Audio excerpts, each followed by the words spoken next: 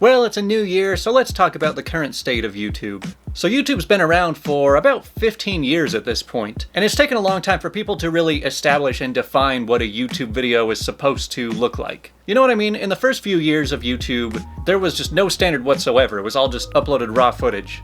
And then you had people who started uploading videos of them talking to the camera. You had various commentary and reactions throughout all of the 2010s. You had all this family-friendly content, but then there was also a large counterculture on YouTube with much more edgy and darker humor. Well, then going into the last few years, in the late 2010s, it seems like corporate channels have gotten pretty large. And needless to say, the YouTube of 2021 feels a lot different than even the YouTube of, say, 2017. I mean, it's very clear that YouTube has really tried to crack down on anything edgy. They don't want any more controversies, and so they're basically shadow banning or just actually banning anybody that gets into any kind of trouble. They'll demonetize anything that's bad and promote anything family-friendly or wholesome. And while YouTube probably feels very good about this decision, and I also think that ad rates are much higher now than they were a few years ago, there seems to be a lack of YouTube counterculture these days. And I think that this one PewDiePie clip from a few days ago really sums that up. Yeah, that's right. Thumbs up, smash like on this video, no controversies this year. I can avoid making jokes. It's not a big deal. Doesn't matter, doesn't affect me. It sucks, that fucking sucks. I have to question every single goddamn thing that comes out of my mouth now. Are they gonna get it? Are they gonna understand that that was a joke? Sorry, edit that joke app. No, we don't have jokes anymore. You can't make jokes anymore, guys. You all know this. So this has been a very slow change over time, and I hadn't realized it until recently when I thought, you know, it's been a long time since I've had like a good laugh just from watching a video on YouTube. I don't know about you guys, but just it seems like comedy on YouTube is just sort of disappearing, or at least anything resembling my sense of humor is fading away. So when you look back to a lot of the creators that were really large on the platform from say like 2015 to 2018, a lot of them are just not even really around anymore, which is kind of crazy that so many of them have just gone quiet over the past few years. I mean, PewDiePie is still around, but he's pretty much admitted by now that he's basically retired. I mean, the only thing he does anymore is just play Minecraft and react to fan art. And then you've got JonTron and Vsauce, who've just been, like, gone for a long time. Who knows where they've been. Then there's, like, iDubbbz, who just doesn't seem to even know what he's doing on YouTube anymore. He's pretty much inactive. And then, of course, Filthy Frank has transitioned into an actual human being who makes pretty good music. And then you've got people like Leafy or Keemstar, who just, no matter what they try, YouTube just does not like them very much. And people are just always walking on eggshells. Everyone's afraid to offend anybody at this point. I think that over the past couple of years, people were so obsessed with this cancel culture thing. They were so ready to cancel anybody who stepped out of line that now everybody's afraid to do or say anything that might get them in trouble.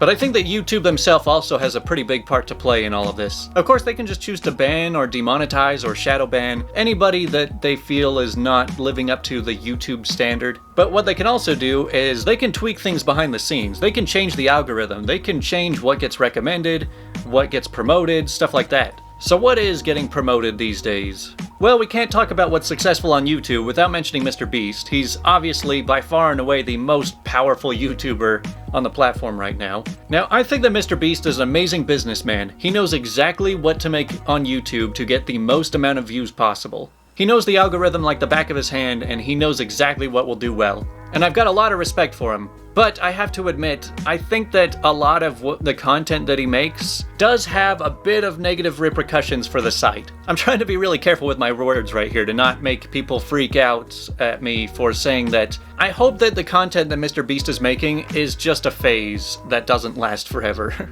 Because let's admit, about half to 3/4 of his content is just, we gave away a bunch of money to a random person, and this is their reaction. We threw away a ton of money on something.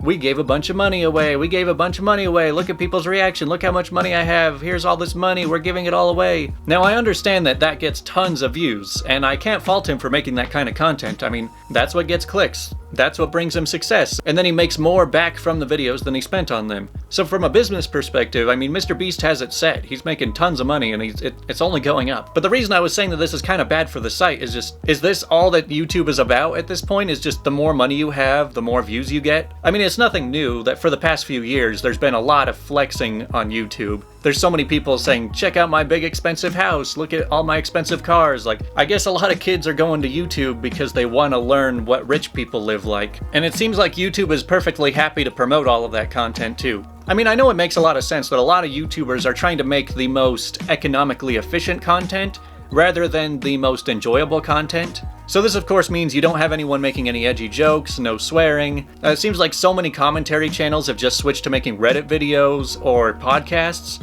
because they're much easier to make, they're easier to monetize, you can make them faster, you don't have to put as much work into them. And so it just kind of seems like YouTube is getting a little bit too corrupted by the amount of money that's being made on the site. That, along with everyone being terrified of being demonetized or banned for saying the wrong thing or having some kind of controversy.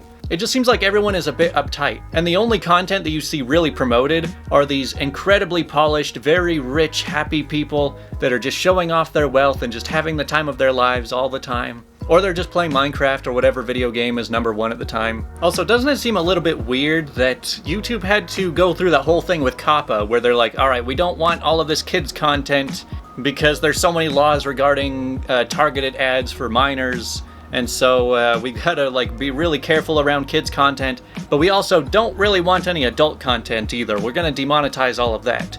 So YouTube these days is only meant for ages 8 to 18. So anything above or below that range is kind of off limits at this point.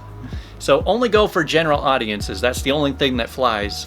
But I'd be interested to hear your guys' thoughts on what you think of YouTube in the current day. I mean, I've been pretty bad at uploading to YouTube Analyzed for the past month or two, and a lot of that is just because I don't want to analyze anything on YouTube. I'm just bored of YouTube right now. I mean, I don't know how else to put it. I mean, I spend probably 12 hours a day at my computer with YouTube open all the time, but it's mostly just watching probably 8 hours worth of podcasts a day at ×2 speed, with the occasional good documentary type video from the really high quality channels that upload once a month. But I guess we'll see where YouTube goes in the next year, but something tells me we're only going more in this direction. I don't know, I'd love to hear your guys' thoughts, and sorry if I'm a bit quiet on this channel for a while. I am trying some other things. I do still like starting new channels and just trying things and see what works, see what doesn't. But anyways, I'll see you next time.